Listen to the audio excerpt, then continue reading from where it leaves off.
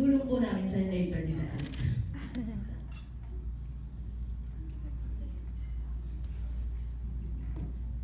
The reason kung bakit interested ako is because yung organization nag-speed.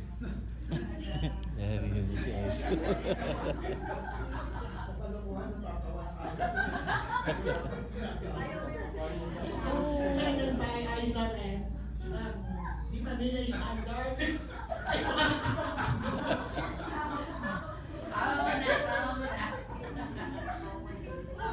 Kaya minsan siya ako doon.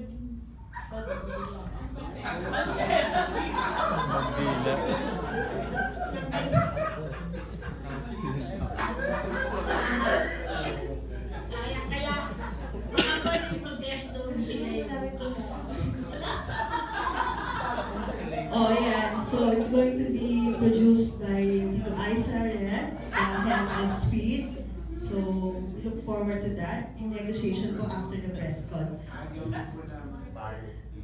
Okay. Tito Maria, do you have a question po? Pakisabi na kung ano yung mga existing projects nyo ngayon. Like si Sue, I know you're doing a movie with Regal, di ba? Oh, so pakisabi mo para ma-plug natin kung anong title, sino mga kasama, and all the rest also. I'm doing a movie po under Regal Films. The title is Debutants. It's a horror thriller film po under Regal and directed by Prime Cruz. Kasama ko po dito sila Miles Ocampo, si Jane De Leon, and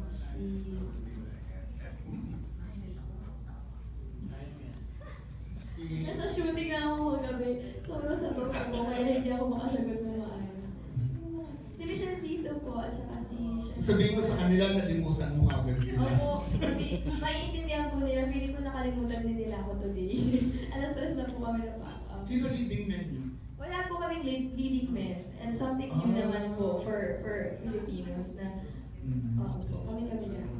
Oh. So si Cristel, anong ginagawa mo? Movie o bagong soap, whatever?